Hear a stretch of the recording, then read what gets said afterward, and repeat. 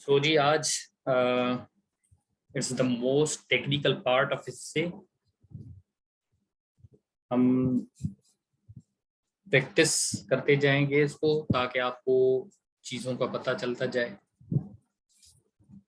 During the lecture अगर आपको आवाज़ नहीं आ रही या आपको कोई भी प्रॉब्लम हो, कोई भी क्वेरी हो, तो आप हैंड रेज कर सकते हैं या चैट बॉक्स में लिख सकते हैं। एक चीज़ I suggest all of you के एक नोट पैड अपने साथ रख लें और एक कंपैरिजन चार्ट बनाएं।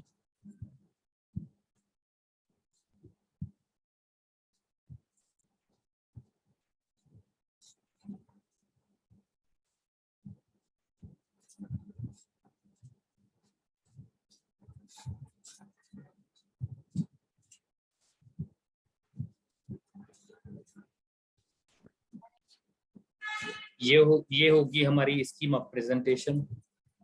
एज अर्लियर सेड कि it would be the a bit technical introduction, क्योंकि before jumping to another type of essay मैं चाह रहा था कि आपको थोड़ा ऐसे की कंपोजिशन का मैं आपको बताऊं। तो ऐसे की कंपोजिशन में हम इंट्रोडक्शन के बारे में बात करेंगे कि what are the ways to introduce a topic.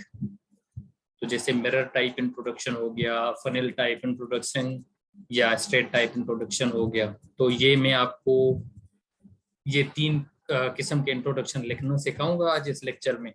उसके बाद कुछ कनेक्टर्स पे बात करेंगे कि इसमें कौन से कनेक्टर्स हम यूज कर सकते हैं, कनेक्टिंग पैराग्राफ क्या होते हैं और किस तरह से लिखे जाते हैं, ट्रांजिशनल सेंटेंसेस और ट्रांजिशनल पैराग्राफ्स पे हम बात करेंगे, एंड लास्ट में हम कंक्लूजन पे बात करेंगे और आपको एक असाइनमेंट दी जाएगी। सिर्फ 4 असाइनमेंट्स मुझे मिली हैं और टाइमली जो असाइनमेंट मुझे भेजी थी, एक तो जुनेद ने भेजी है, दूसरी बलीगुर रहमान ने भेजी है मुझे, बलीगुद्दीन आई गेस उन्होंने भेजी है। आपको पता एज अर्लियर सेड के ऐसे राइटिंग में आप लोग अगर कोई चीज सीखना चाहते हैं तो practice is the very first thing. जब तक आप प्रैक्टिस नहीं करते तो आपको चीजें समझ नहीं आती। वो चीजें समझने के लिए आपको प्रैक्टिस करनी चाहिए। आप नहीं करते प्रैक्टिस, इसका ये होता है कि मुझे तो कोई नुकसान नहीं है, आप अपना देख लें फिर। तो आइए मिरर टाइप इंट्रोडक्शन पे हम बात करते हैं। वैसे तो इंट्रोडक्शन को लिखने के डिफरेंट तरीके होते हैं, मगर जो मोस्ट कॉमनली जो यूज होते हैं वो 3 होते हैं। सबसे पहले जो है मिरर टाइप इंट्रोडक्शन होता है। It is mostly used. Mirror आईना इस तरह इस नाम से वाजे है कि कोई जो टॉपिक आपका है, जिस टॉपिक पे आप लिखने वाले हैं, उसका एक करक्स, उसका एक आप ऐसे समझ लें कि उसकी कोई थीसिस, कंप्लीट थीसिस जो है ना, आप इंट्रोडक्शन में दे देते हैं। कि in mirror type introduction aspirants are required to highlight their outline in their introduction. Complete आपकी आउटलाइन उसमें पोर्ट्रे नहीं हो सकती। कुछ पार्ट्स आपने कॉजेज के लेने होते हैं, कुछ पार्ट्स आपने एक्सटेंट के लेने होते हैं, कुछ पार्ट्स आपने जो है वो गवर्नमेंट मेयर्स के लेने होते हैं, कुछ पार्ट्स आपने रेमेडीज के लेने होते हैं। और ये इसको हम जो है ना फेस ऑफ एसे कहते हैं मिरर टाइप इंट्रोडक्शन को। तो ये स्टेप वाइज, अब मिरर टाइप इंट्रोडक्शन को मैंने आगे चल के एक तो ब्रेक डाउन किया है पार्ट्स में कि मिरर टाइप लिखा कैसे जाता है, फिर एक कंप्लीट पैटर्न भी इसमें दिया गया है। आप लोगों में से जहाँ पे भी आपको कोई कंफ्यूजन हो तो आप सवाल रेज कर सकते हैं।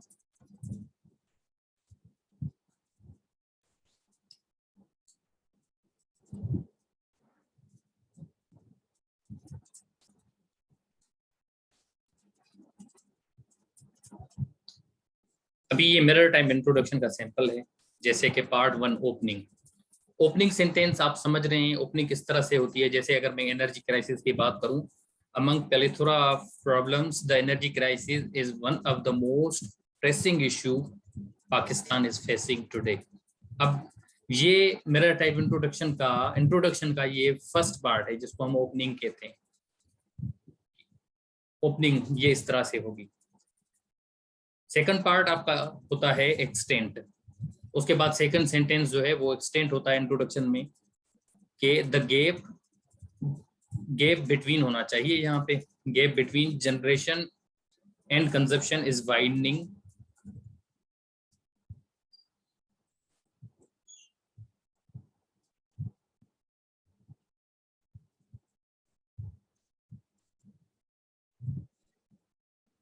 Gap between generation and consumption is widening each day, ये एक्सटेंट हो गया। सर जी वो फर्स्ट स्लाइड जरा दिखा दीजिएगा प्लीज।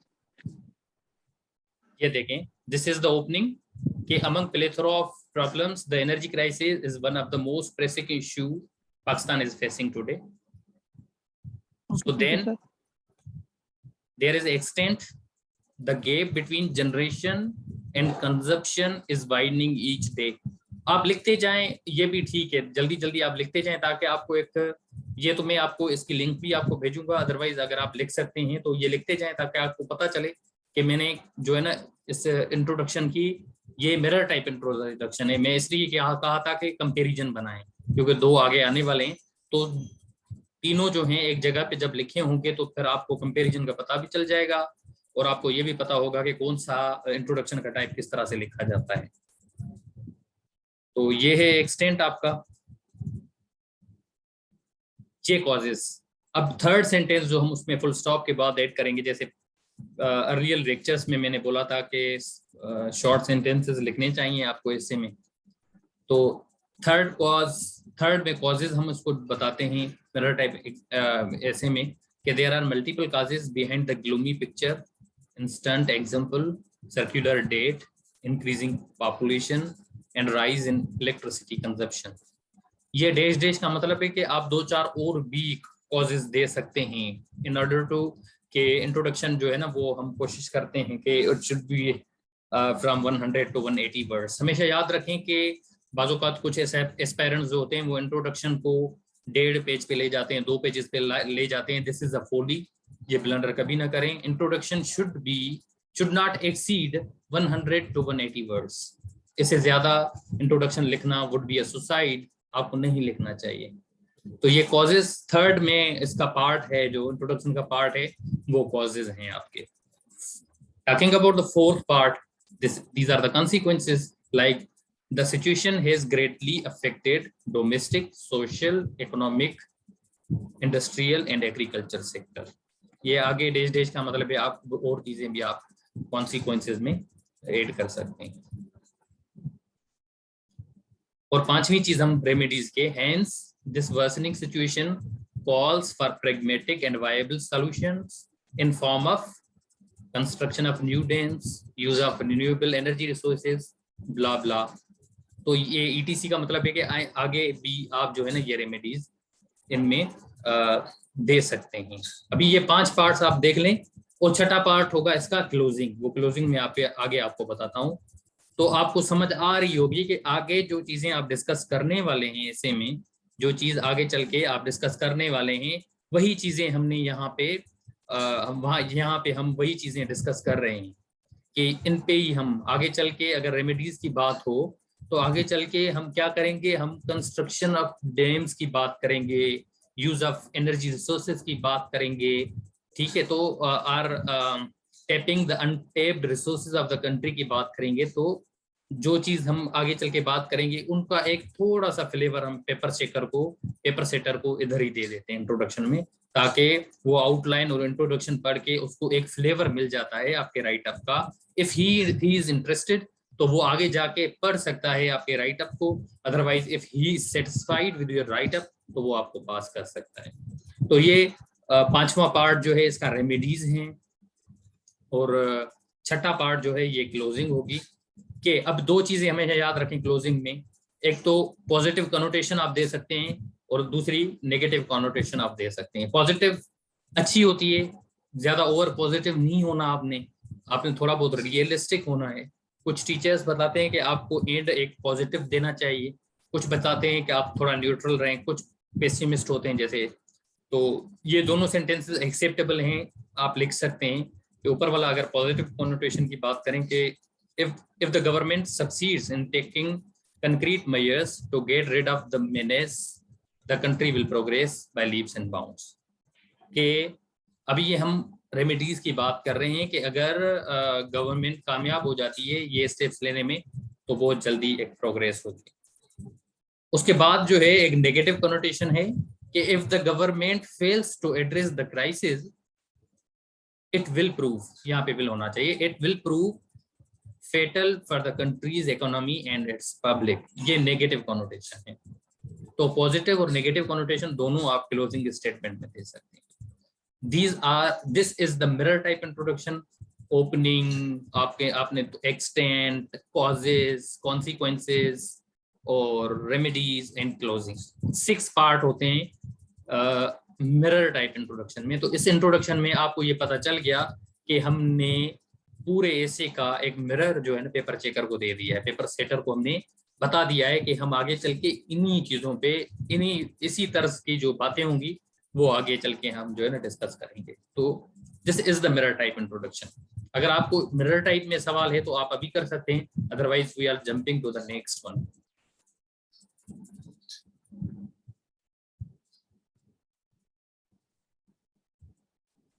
चलें जी, क्लियर है? Otherwise if you have any question तो आप चैट बॉक्स में एक क्वेश्चन आ गया है कि क्लियर, ओके।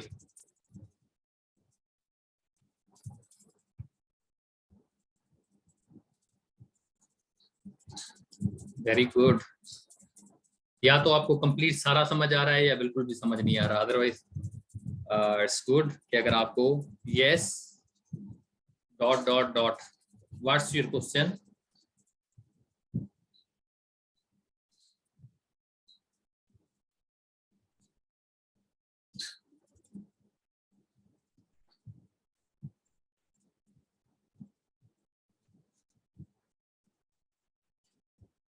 ओके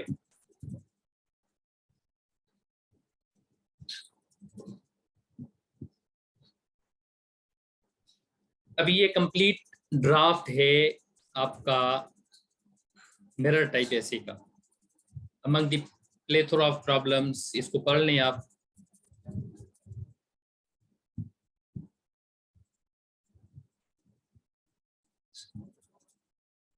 नहीं जी, एक तो पहला सवाल है हम आउटलाइन की कितनी पॉइंट्स इंट्रोडक्शन में लिखेंगे। देखें ये it is up to the length of the introduction. Introduction में आप बात सुने 100 to 180 वर्ड्स तक, 180 वर्ड्स, नॉट मोर देन 180। 180 में ज्यादा बता रहा हूँ, ठीक है, ऐसे में, क्योंकि वो आजकल आंसर कॉपी की जो है उस हिसाब से आप 100 to 180 वर्ड्स तक इंट्रोडक्शन को ले सकते हैं। तो इतनी ज्यादा नहीं होंगी, आप काउंट कर लें। ये सारी पॉइंट्स तो हम नहीं लिखेंगे ना, हमेशा याद रखेंगे हम मिरर टाइप इंट्रोडक्शन में सारी पॉइंट्स नहीं लिखते। हम जो है ना मेजर पॉइंट 2-2, 3-3, 4-4 पॉइंट्स कॉजेस की होंगी, फिर कॉन्सिक्वेंसेस की, रेमेडीज की, तो ये आपका इतना नहीं बनता। तो ये कंप्लीट ड्राफ्ट पैटर्न है आपका, और लेंथ भी नहीं बढ़ेगी जो आपने सवाल किया है। चलें द नेक्स्ट।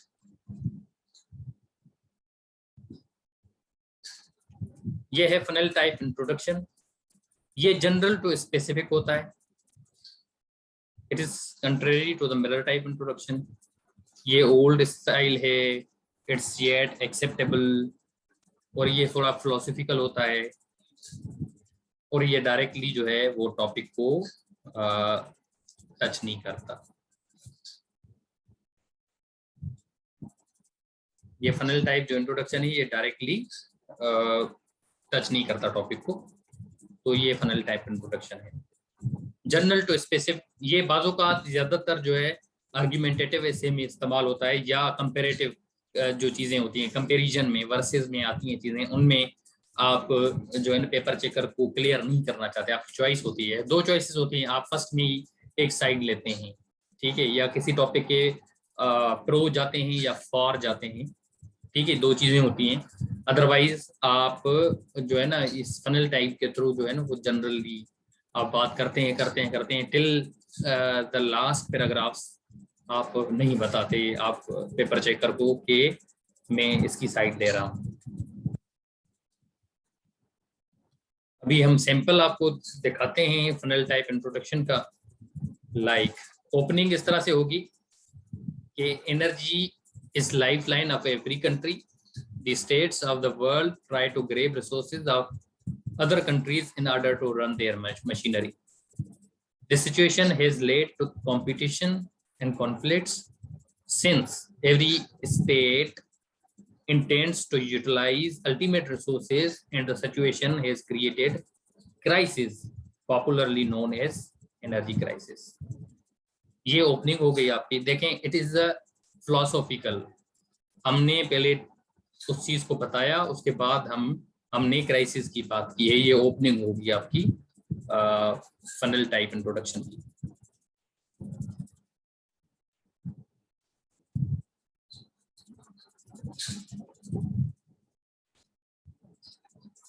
अभी टचिंग द टॉपिक को आपने टच करना है। There is no country on the globe enriched with energy resources. Similarly, अभी मेन जो है ना आप जो पाकिस्तान के हवाले से एनर्जी क्राइसिस इन पाकिस्तान, तो पाकिस्तान को हम टच दे रहे हैं कि पार्ट 2 में हमने टॉपिक को टच करना है कि similarly Pakistan is one among those vulnerable countries that confront with chronic energy crisis. Second part में हमने टॉपिक को टच किया है। उसमें हमने क्या किया था, उसमें हमने पूरा एक व्यू दिया था मिरर टाइप में। यहाँ पे हमने थोड़ा फिलोसॉफिकल लिया है, उसके बाद पाकिस्तान के बारे में बताया, मगर आगे चल के हम इसके बारे में कंप्लीट नहीं बताएंगे। जैसे मिरर टाइप में बताया कॉजेज और ये सारी चीजें हमने जहाँ पे बताई थी ना कि gap between demand and supply, और रेमेडीज में हमने बताया कि भाई डैम्स बनाएं। ये सारी चीजें हम आगे इसमें नहीं बताएंगे क्योंकि this is general to specific. ये आगे चल के जो है ना फॉलोइंग पैराग्राफ्स में आगे जब हम ऐसे स्टार्ट करते हैं तो वहां पे हम स्टेप बाय स्टेप चीजों को जो है ना वो डिस्कस करते हैं। अदरवाइज ये होता है कि आप जनरली इनको बताते हैं। अभी एक्सटेंट कि the country is confronted with a scarcity of energy and suffering from critical situation due to। अभी ये एक्सटेंट पार्ट हमने बताया है कि एनर्जी की स्कैर्सिटी है। अभी ड्यू टू के बाद काजेस का पार्ट आ जाता है इसमें। ये फनल टाइप इंट्रोडक्शन का है कि कॉजेस का पार्ट आ जाता है। लाइक ये कि the country is confronted with the scarcity of energy and suffering from critical situation. Extent part था ऊपर वाला। Due to multiple reasons. हमने रीजंस नहीं बताए। देखें, उधर हमने रीजंस बताए थे कि डिमांड सप्लाई में ये है, और हम जो है ना non renewable energy sources use कर रहे हैं। ठीक है, हमारी जो आइडियल एनर्जी है वो हम जिस तरह से उनकी बात करेंगे तो इधर हम नहीं बताएंगे कि रीजंस कौन से हैं। जस्ट हमने जो है ना जनरली इसके बारे में बात की है कि ड्यू टू मल्टीपल रीजंस। इसमें आपके कॉजेज जो हैं वो डिस्कस हो जाते हैं कॉजेज में। अब this is the remedies part. Remedies part में the situation is confronted with scarcity of energy and suffering from critical situation। ये extent part due to multiple reasons। आपका causes part फिर which need to be resolved at the earliest। this is the remedies part। उसके बाद closing part आ जाएगा। तो ये complete draft pattern भी हम आपको दिखाते हैं, मगर ये देखें कि मैंने किस तरह से इनको कनेक्ट किया है चीजों को। ये इसमें हमने जनरली बात की है, किसी भी कॉज को, किसी भी एक्सटेंट को, किसी भी रेमेडी को हमने टच नहीं दिया कि कौन सी रेमेडी, कोई एक दो भी नहीं बताई। जैसे उसमें हमने एक दो बता के ETC बोला था, एटसेट्रा। क्लोजिंग पार्ट के जब हम बात करते हैं तो क्लोजिंग पार्ट में this is the closing part. अभी ये सारी चीजें पढ़ के एट द अर्लीस्ट नीचे for the sake of progress and prosperity, ये आपका क्लोजिंग पार्ट हो गया। Opening part, causes part, extent part और causes part, remedies part and closing part. देखें, ये सारी चीजें हैं, सेम वेरिएबल्स हैं as that of mirror type introduction, but in funnel type introduction you are not supposed to highlight major reasons or remedies of the topics. आपने नहीं बताने, इसमें जनरली आपने बात करनी, इधर उधर की बातें भी, मतलब जैसे जनरल टू स्पेसिफिक आना होता है, आपने इंट्रोडक्शन में कोई भी मेन चीज को हाईलाइट नहीं करना, और उसके बाद आपने ऐसे स्टार्ट कर देना है।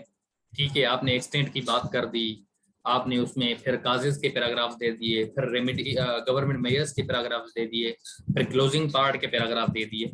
तो इसमें आपने किसी भी मेजर चीज को हाईलाइट नहीं किया। ये आपका जो है हो गया, जो है फनल टाइप इंट्रोडक्शन। ये कंप्लीट ड्राफ्ट पैटर्न है, इसको पढ़ लें एक नजर आप।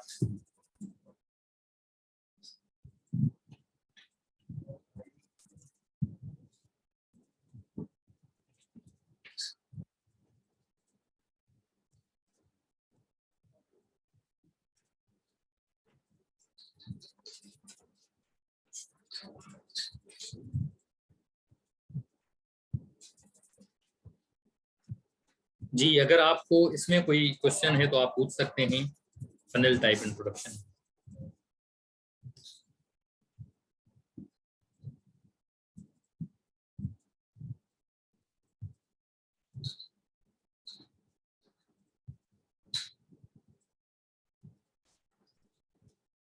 Okay, it's clear.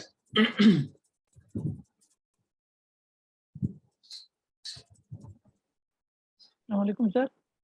जी, वालेकुम सलाम। सर, जिस तरह ये टॉपिक है ना, एनर्जी क्राइसिस, ये मोस्टली जो ना पाकिस्तान से रिलेटेड है, क्योंकि इन दिनों ये प्रॉब्लम्स चल रहे हैं पाकिस्तान में, ये इशू चल रहा है। लेकिन ये जो अगर कोई और टॉपिक हो तो हमने, आपकी आवाज प्लीज कम अगेन। मतलब ये कि अगर कोई टॉपिक हो इस तरह के, तो वो हमने स्पेसिफिकली पाकिस्तान से रिलेट करना है या वर्ल्ड वाइड लेके जाना है? प्लीज कम क्योंकि अगेन। जिस तरह इश्यूज चल रहे हैं ना, ये आजकल ये क्लाइमेट या जो बाकी इश्यूज चल रहे हैं, इसको हमने पाकिस्तान से किस हद तक रखना है या वर्ल्ड वाइड लेके जाना है? क्योंकि क्लाइमेट इशू तो सिर्फ पाकिस्तान का इशू नहीं है, वो तो वर्ल्ड वाइड ग्लोबल इशू है।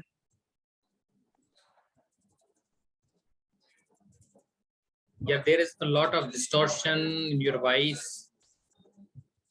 आप चैट बॉक्स में लिख सकते हैं प्लीज।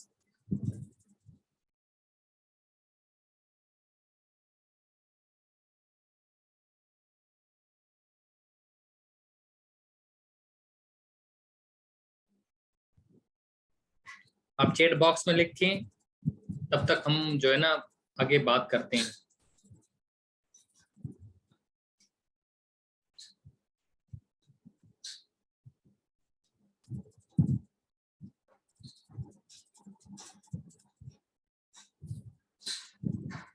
अच्छा, उसके बाद है आपका लास्ट टाइप ऑफ इंट्रोडक्शन, जिसको हम स्ट्रेट टाइप इंट्रोडक्शन बोलते हैं।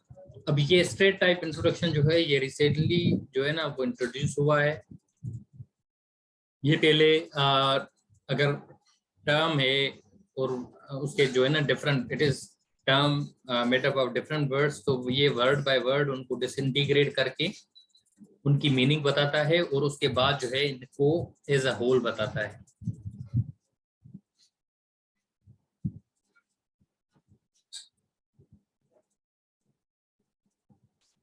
अच्छा, ये देखें, ये अगर आपसे पाकिस्तान का पूछता है तो पाकिस्तान का डिस्कस करेंगे ना। अगर पाकिस्तान से नहीं पूछता, पाकिस्तान का नहीं पूछता, तो फिर पाकिस्तान का टच देंगे आप फिर भी उस पे। हम जो है ना, जब हम सेमी आर्ग्यूमेंटेटिव ऐसे पे जाएंगे तो हम ये भी बताएंगे कि अगर पाकिस्तान का नहीं पूछा गया तो उसको रिलेट कैसे करना है पाकिस्तान से, वो चीजें आगे चल के आनी है। ये तो हमने पाकिस्तान के कॉन्टेक्स्ट में बताया है, उस पे हम आगे जो है ना वो सेमी आर्ग्यूमेंटेटिव ऐसे में इसको डिस्कस करेंगे। तो स्टेट टाइप में ये होता है कि वर्ड्स को डिसइंटीग्रेट करते हैं, उनकी मीनिंग बताते हैं, फिर टर्म को एज अ होल बताते हैं, फिर हम जो है ना मेन टॉपिक को डिस्कस करते हैं। 3 चीजें होती हैं।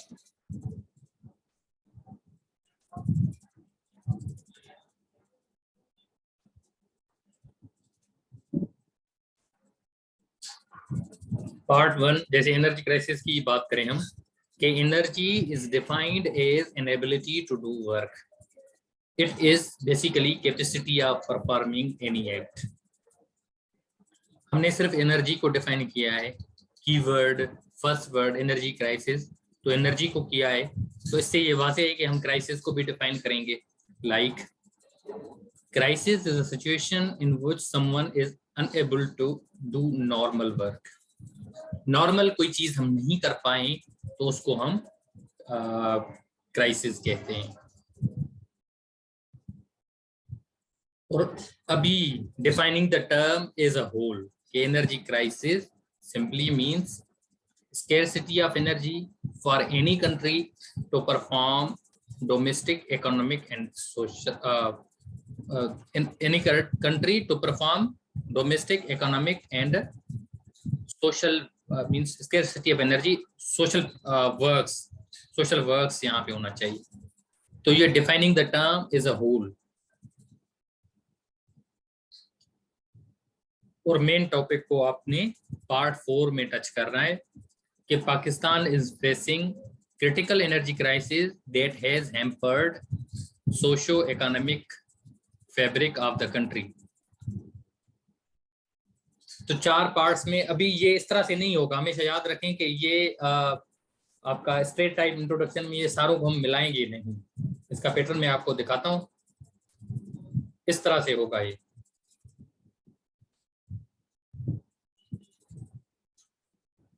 Energy is defined as an ability to do work. It is basically capacity of performing an act. उसके बाद आपने फिर क्राइसिस को डिफाइन किया, फिर एनर्जी क्राइसिस को, फिर पाकिस्तान को टच दिया आपने। ये देखें, Pakistan is facing critical energy crisis that has hampered socio economic fabric of the country. अभी ये ब्रैकेट में मैंने दिया है कि now go to the rest part of the outline, यानी कि आप एक्सटेंट, कॉजेज और गवर्नमेंट मेजर्स और रेमेडीज की बात करें इसमें। ये चीज आपकी जो है ना वो इसमें क्लियर हो रही है स्ट्रेट टाइप इंट्रोडक्शन में, कि आपने टॉपिक को डिसइंटीग्रेट करके वर्ड बाय वर्ड डिफाइन करना है, या उसको डिफाइन करके उस टॉपिक को, उस टर्म को एज अ होल डिफाइन करना है, फिर मेन टॉपिक को टच देना है। This is recently introduced type of introduction. तो इसको लिखने के लिए एक बहुत ज्यादा प्रैक्टिस की जरूरत होती है, अदरवाइज बहुत ज्यादा जो है वो मिरर टाइप इंट्रोडक्शन या आपका जो है वो फनल टाइप इंट्रोडक्शन चलता है।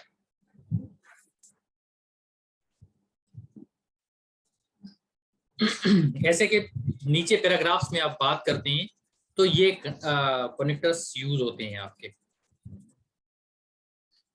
मोरओवर, फर्दर मोर, ये किस लिए यूज होते हैं? These are used in order to maintain the coherence.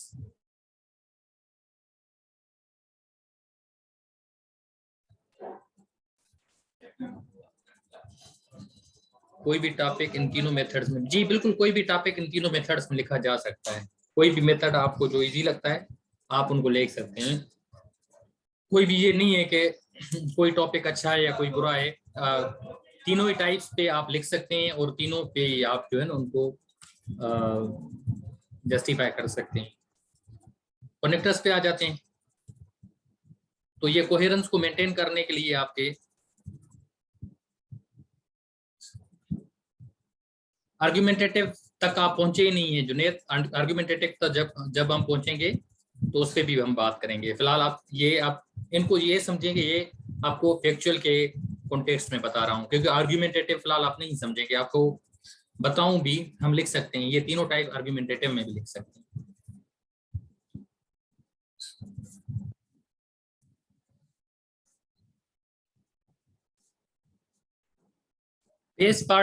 Base type of introduction जो है आपका, वो ज्यादातर आजकल जो है ना वो मिरर टाइप तो लिखा जा रहा है, क्योंकि उनके पास टाइम नहीं होता पेपर सेटर्स के पास, तो वो मिरर टाइप बहुत से टीचर्स जो हैं या बहुत से जो बुक्स हैं उनमें जो है ना मिरर टाइप इंट्रोडक्शन लिखा हुआ है। मगर ये है कि बाज़-औक़ात ये होता है सस्पेंस, कुछ टॉपिक्स ऐसे होते हैं वो डिमांड होते हैं, उस टॉपिक की डिमांड होते हैं कि आप उसको सस्पेंस रखें उसमें। कोई कंपैरेटिव टॉपिक हो गया, कोई ऐसा टॉपिक हो गया जिसमें आपने जो फर्स्ट में ये अपना स्टैंड अगर शो कर देते हैं तो वो पेपर चेकर का जो है ना आप आपके राइट अप में इंटरेस्ट जो है ना वो शेटर हो जाता है। तो इसलिए बाज़-औक़ात कहीं कहीं पे भी जो है ना वो फनल टाइप इंट्रोडक्शन भी होते हैं, और ये स्ट्रेट टाइप तो बहुत कम एस्पायरेंट्स यूज करते हैं, थोड़ा जो है ना टेक्निकल है। टेक्निकल इसलिए है कि उनकी एग्जैक्ट लिटरल मीनिंग आपको आनी चाहिए। कोई भी टर्म है अगर, हमेशा याद रखेंगे ऐसे में किसी भी टर्म को आप डिफाइन करते हैं तो आपको ये इंश्योर करना है कि आपको उसकी एग्जैक्ट जो लिटरल मीनिंग है वो आपको आनी चाहिए, उसकी डेफिनेशन आपको आनी चाहिए, फिर आप जो है स्ट्रेट टाइप इंट्रोडक्शन में आप जा सकते हैं। अदरवाइज ये पंगा ना लें। ये कनेक्टर्स हैं, और उसके बाद जो है ना वो अपोजिट जो है कि एक आइडिया आपने जो है एक आइडिया बोला है, फिर उसको नेगेट करने के लिए उसके अपोजिट में कोई और चीज बोली है, तो contrary on the other side दो चीजें अगर किसी चीज के दो फीचर्स आपने बताने हो तो एक बता लिया तो दूसरे बताने के लिए आपको फिर इस टाइप के कनेक्टर्स यूज करने होते हैं, contrary on the other side, on the other hand, in contrast, but despite is opposite. तो ये कनेक्टर्स जो है ना मेजर कनेक्टर्स इसमें यूज होते हैं। कनेक्टर्स इसलिए यूज होते हैं कि ये आपके ऐसे की कोहेरेंस को मेंटेन करते हैं। कोहेरेंस बहुत जरूरी होती है। बाज़ औक़ात आप एक बात की है तो दूसरी बात अगर अपोजिट जाते हैं तो उसको किस तरह से इंडिकेट करेंगे आप पेपर चेकर को कि मैं जो आगे बात कर चुका हूं अभी उसके फार जा रहा हूं, तो इसलिए हम जो है ना ये कनेक्टर्स यूज करते हैं इसमें। अभी हम कनेक्टिंग और ट्रांजिशनल पैराग्राफ्स की बात करते हैं। कनेक्टिंग पैराग्राफ्स इसलिए होते हैं कि वो कोहेरेंस, अगेन कोहेरेंस वाली बात, अगर आपके राइट अप में कोहेरेंस नहीं होती तो इंटरेस्ट जो है वो पेपर सेटर का खराब, मतलब इंटरेस्ट खत्म हो जाता है। नेक्स्ट आप वेरिएबल पर अगर जा रहे हैं तो फिर आप उसको इंडिकेट करें कि हम नेक्स्ट जो है ना पार्ट पे जा रहे हैं, नेक्स्ट वेरिएबल पे जा रहे हैं। दो लाइंस लिखी जाती हैं, बाज़ों का दो तरीके से लिखा जाता है, मगर मोस्ट इजी तरीका ये है कि अगर आपके कॉजेज कंप्लीट हो गए हैं तो दो लाइंस आप लिख सकते हैं कि preceding paragraph discussed causes of energy crisis, the following paragraph will briefly discuss way forward to the problem.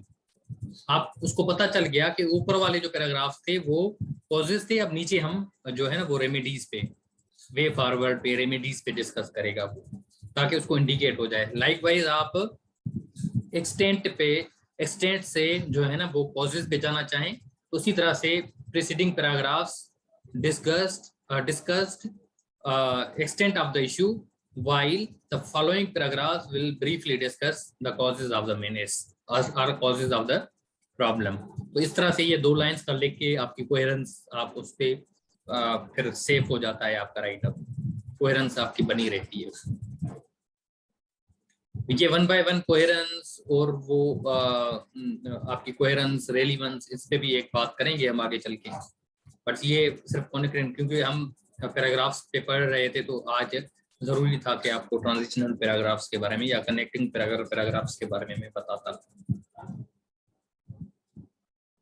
अभी transitional sentence versus transitional paragraph. Transitional sentence क्या होता है? एक सेंटेंस होता है, उनमें दो चीजें होती हैं, बिसाइड्स ग्रोइंग पॉपुलेशन। अभी हाँ दो चीजें हैं, ग्रोइंग पॉपुलेशन की बात हो रही है और आगे कंजम्पशन की बात हो रही है। Besides growing population increasing consumption has led to energy crisis. Connect किया, एक ट्रांजिशन हुई ग्रोइंग पॉपुलेशन की कंजम्पशन की तरफ, तो ये इसको हम बोलते हैं ट्रांजिशनल सेंटेंस। और दूसरा होता है ट्रांजिशनल पैराग्राफ के आप ट्रांजिशनल पैराग्राफ, ट्रांजिशनल ऊपर ट्रांजिशनल एंड कनेक्टिंग पैराग्राफ्स थे, इसको आप देखें ये कनेक्ट कर रहा था दो पैराग्राफ्स को, ये दो सेंटेंस को कनेक्ट करेगा। ट्रांजिशनल इनको भी बोलते हैं कि अगर बात की जाए transitional sentence versus transitional paragraphs, the above causes of energy crisis can be dealt with by concrete measures whether short term, medium as well as long term। वो जैसे ऊपर मैंने बोला था, आप इस जगह पे ये भी बात कर सकते हैं, इस जो सेंटेंस लिखा हुआ है, ये वाला सेंटेंस लिखा हुआ है कि प्रीसीडिंग पैराग्राफ्स, तो इसको आप इस तरीके से भी लिख सकते हैं कि the above causes of energy crisis can be dealt with by concrete measures whether short term, medium as well as long term. तो नीचे आप फिर जो है रेमेडीज की बात करेंगे इस पे। ये हैं transitional sentence versus transitional paragraphs.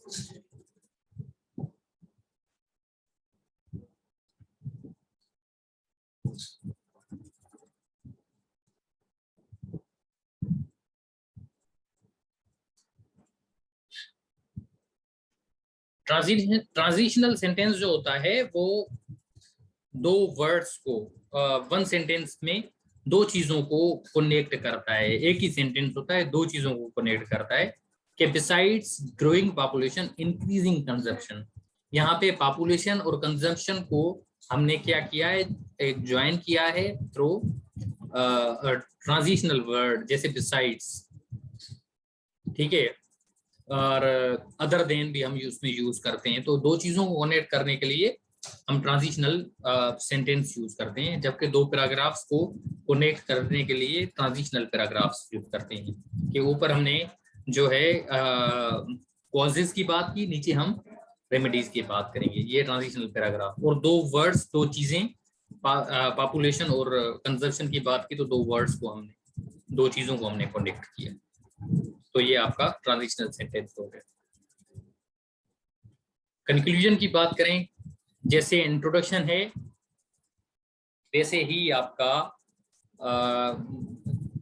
Conclusion है, उस पे भी आपने बहुत ध्यान देना है कि this is crux of the topic और length should be minimum of 5 to 6 lines. बाज़ औक़ात एस्पिरेंट्स ऐसे करते हैं कि 2 लाइन्स में कंक्लूजन लिख लेते हैं और इस तरह से नहीं होता। मिनिमम जो लाइन्स होनी चाहिए वो 5 से 6 लाइन्स होती हैं, और it has to take the discussion to the closing end. Discussion को क्लोजिंग की तरफ ले जाना चाहिए आपको। एक चीज हमेशा याद रखें, मैंने अगले लेक्चर्स में भी बोली थी और अब भी बोल रहा हूँ, आप ऐसे लिख रहे हैं तो ऐसे लिखने के वक्त अगर आप समझते हैं कि बीच में आपकी रेमेडीज में या ऐसे में कोई पार्ट्स रह गए हैं, कोई आउटलाइन के कुछ पॉइंट्स रह गए हैं और टाइम कम बच रहा है, अगर आपके पास 15 मिनट बचे हैं, तो जंप टू द कंक्लूजन। आपने कंक्लूजन छोड़े बगैर ऐसे को नहीं छोड़ना, कंक्लूजन को लिखे बगैर ऐसे नहीं छोड़ना। आपने कंक्लूजन लाजमी लिखना है, कंक्लूड लाजमी करना है अपने राइटर को। चाहे आपकी बीच में पॉइंट्स लीव छोड़ी भी जा सकती हैं, आप उनको लीव कर सकते हैं, छोड़ सकते हैं, मगर आप कंक्लूजन को नहीं छोड़ सकते। You shouldn't leave. कोई सजेशन नहीं होगी कंक्लूजन में, कोई भी सजेशन नहीं होगी, फ्रेश आइडिया नहीं आपने डालना कंक्लूजन में। जो ऊपर बात की है उसी पे, उसी का करक्सी होती है आपकी आपका कंक्लूजन। कोटेशन नहीं डालनी आपने बिगिनिंग में कि कंक्लूजन लिख के कोटेशन डाली। हमेशा याद रखें कि आई एम टॉकिंग अबाउट एसे। अगर आप किसी सब्जेक्ट की कंक्लूजन लिख रहे हैं, इस्लामियात की लिख रहे हैं, आप पाकिस्तान अफेयर्स की लिख रहे हैं, तो उसके कंक्लूजन के स्टार्ट में आप कोटेशन डाल दें, बहुत अच्छी चीज़ है। This is a additional thing, ये एक पॉजिटिव चीज़ है उसमें अगर हम जो है वो डालते हैं तो। मगर आप इसमें नहीं डाल सकते, ऐसे के कंक्लूजन में आप कोई भी कोटेशन नहीं डाल सकते। और सिग्नल कंक्लूजन को आपने सिग्नल करना है, आपने बताना है कि मैं अब कंक्लूड करने वाला हूँ, अपने राइटअप को कंक्लूड। यही कोहेरेंस है। अब मैं बार बार स्ट्रेस कोहेरेंस पे इस तरह इस चीज के लिए दे रहा हूँ कि अगर आपका राइटअप रफ है, उसमें जो है ना वो स्मूथनेस नहीं है, तो पेपर सेटर खुश नहीं होता आपके राइटअप पे। कितना भी अच्छा क्यों ना लिखा हो, आपके राइटअप से पेपर सेटर खुश नहीं होता। तो this is dos and don'ts of conclusion. और सिग्नल्स इस तरह के होते हैं कंक्लूड आप इस तरह से कर सकते हैं, to cut the story short, in a nutshell, in brief, in the end, in short, और in the conclusion. Paper checker को क्लियरली आपने बताना है कि I am going to end my एसे।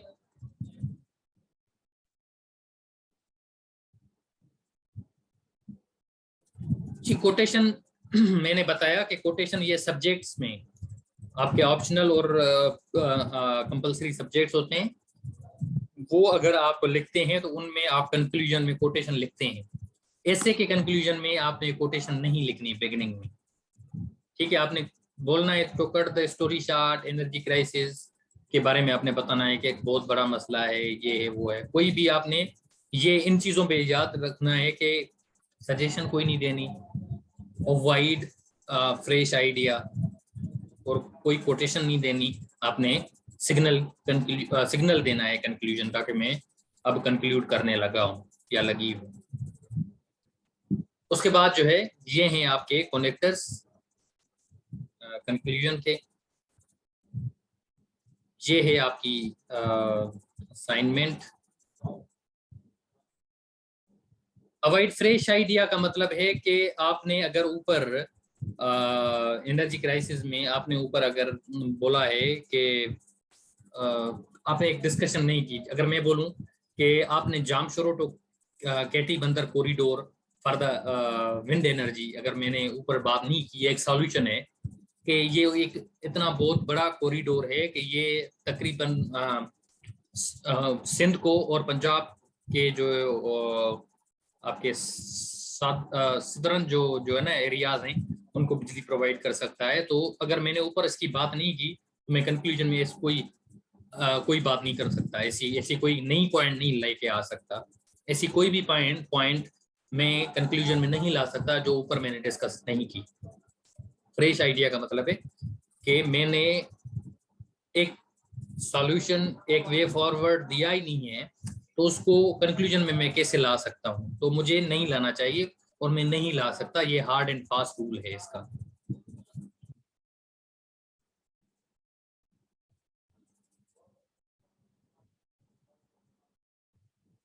तो ये आपने आपकी असाइनमेंट होगी कि select topic from past papers, मगर फिक्चुअल होने चाहिए, और इंट्रोडक्शन लिखें तीनों फॉर्मेट्स में। देखें ये बहुत जरूरी है आपके लिए, इंट्रोडक्शन तीनों फॉर्मेट्स में। एक ही टॉपिक ले, फिक्चुअल हो, उस पर आप लिखें, तीनों किस्म के आप इंट्रोडक्शंस लिखें। जी कोई क्वेश्चन आपका अगर है तो आप पूछ सकते हैं।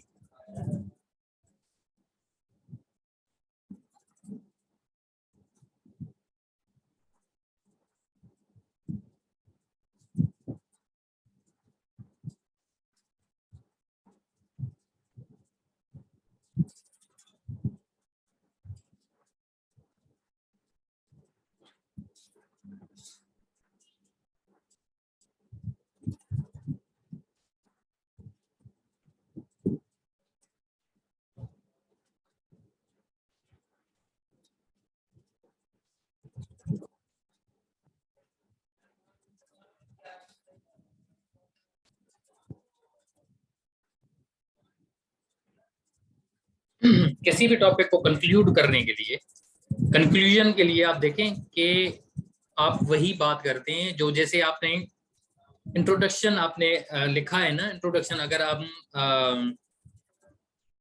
फनल टाइप इंट्रोडक्शन की बात करें, जनरल इंट्रोडक्शन की बात करें, तो हम इस तरह से मतलब हम बोलेंगे कि भाई इन अ नटशेल कि एनर्जी क्राइसिस एक बहुत बड़ा मसला है, ठीक है, और इट नीड्स वायबल सॉल्यूशंस, ठीक है, for the progress and prosperity of the country. ठीक है, आपने जैसे ऊपर आपने जैसे इंट्रोडक्शन में एक बात की है, उन दोनों टाइप्स में से मिरर टाइप में या आपका फनल टाइप में, इसी तरह से कंक्लूजन में ही बात करनी है। आप एक समझे कि इंट्रोडक्शन का रीफ्रेज ही होता है आपका कंक्लूजन, कोई फ्रेश आइडिया उसमें नहीं होता। और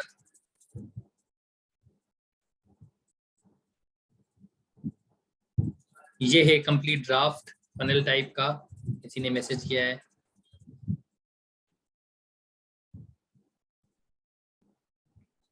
देखें कंक्लूजन को इंट्रो की समरी हम कह सकते हैं, क्योंकि जो चीज आपने ऊपर बात की है सारी डिस्कशन आपकी ऊपर हो गई है। इंट्रोडक्शन अगर मिरर टाइप इंट्रोडक्शन है या फनल टाइप है तो नीचे हम उसको समरी नहीं बोल सकते, हम उसको ये बोल सकते हैं कि it's a type of introduction, मगर इन द फॉर्म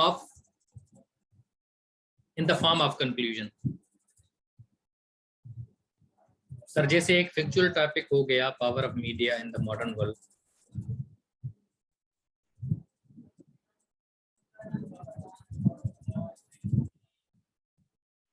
देखें आपने किया है कि सर जैसे एक फैक्चुअल टॉपिक में हो गया power of media in modern world, तो इसमें यार देखें आपने पहले जो है ना पावर को बताना है, पावर क्या चीज है, मीडिया क्या क्या है, उसके बाद पावर ऑफ मीडिया तीसरी चीज। पहले पावर को डिफाइन करना है, पावर क्या है, अगर उसकी आपको एग्जैक्ट डेफिनेशन आनी चाहिए, आपको एग्जैक्ट उसकी लिटरल मीनिंग आनी चाहिए। किसी डिक्शनरी में आप देख लें पावर की डेफिनेशन या मीनिंग देख लें, उसको डिफाइन करेंगे और फिर मीडिया को डिफाइन करेंगे और उसके बाद जो है आप जो है ना पावर ऑफ मीडिया को डिफाइन करेंगे। तो तीनों तरीके से आप जो है ना इनको कर सकते हैं। पावर सिंपली अगर मैं पावर को डिफाइन करूं, द एबिलिटी और कैपेसिटी टू डू समथिंग और act in a particular way. Dictionary में हम इस तरह से बता सकते हैं, डिक्शनरी में that are capacity of the capacity to do something is power, कि मुझे ये करने की अथॉरिटी है, मैं ये चीज कर सकता हूँ या कर सकती हूँ, ये पावर है। फिर मीडिया क्या है, मीडिया को डिफाइन करेंगे, फिर पावर ऑफ मीडिया।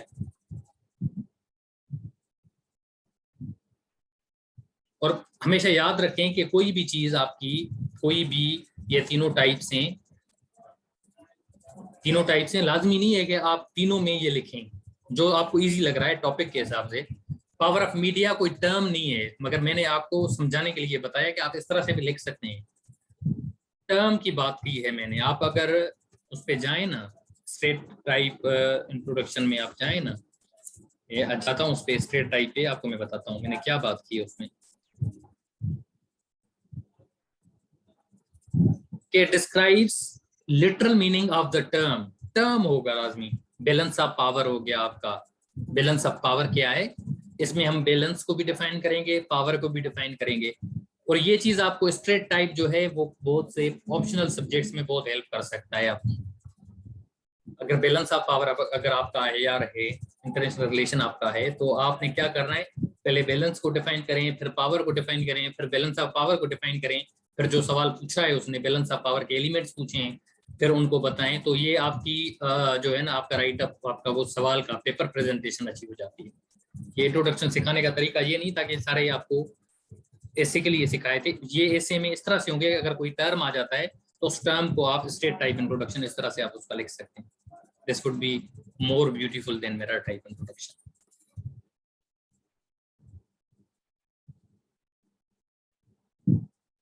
जी कोई और सवाल करें?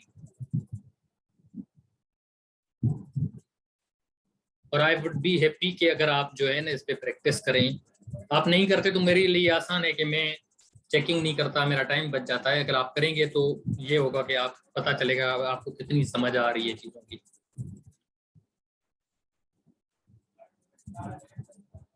लिख सकते हैं, बिल्कुल लिख सकते हैं जुनेद, आप लिख सकते हैं, मगर कोशिश करें कि अगर टर्म हो तो फिर ये पंगे लें, otherwise mirror type is mostly use. मैं ये सजेस्ट करूंगा कि ये जो है आपका स्ट्रेट टाइप जो है वो उधर ही यूज करें जहाँ पे टर्म दिया गया हो, कोई एक्सप्रेशन हो, कोई इस तरह का हो, तो वहां पे आप ये यूज करें। जनरल स्टेटमेंट पे तो आप करेंगे तो फिर आप फंस सकते हैं, आपको एग्जैक्ट मीनिंग चीजों की। टर्म की तो मीनिंग आपने कहीं पे पढ़ी होगी ना, तभी आप ये पंगे लेंगे स्ट्रेट टाइप के ना। टर्म की आपने डेफिनेशन कहीं जरूर पढ़ी होगी, तभी आप ये स्ट्रेट टाइप के आएंगे। डेफिनेशन आपको पता नहीं है तो आप कैसे उनको डिफाइन करेंगे? तो ये चीजें आपके लिए प्रैक्टिस मांगती हैं, वो चीजों पे प्रैक्टिस। और वो जो अगर कोई स्टेटमेंट लेते हैं तो उसकी word by word literal meaning आपको पता होनी चाहिए। तो जैसे हम कोई शेर पढ़ते हैं तो शेर की पहले हम जो है लुग़वी माना लिटरल मीनिंग पढ़ते हैं, और उसके बाद जो है हम उसकी तशरीह बताते हैं कि वो कहना क्या चाहता है, इसका जो है आपका मकसद क्या है। मकसद बाद में, पहले लफ्जी माना जो है ना उसकी बताते हैं। भले ही आपकी असाइनमेंट चेक हो चुकी है, मैं आपसे इस असाइनमेंट पे कल डिस्कस करूंगा। कुछ चीजें हैं जो आपको इसमें ऐड करनी है, और जुनेद ने भी असाइनमेंट जमा की है, सवेरा ने और डॉट डॉट डॉट ने भी असाइनमेंट जमा की है, मगर वो लेट थी। तो कोशिश किया करें कि क्लास से 1-2 दिन पहले आप असाइनमेंट दें, तो वो आप जो है ना उसमें हम डिस्कस कर सकते हैं।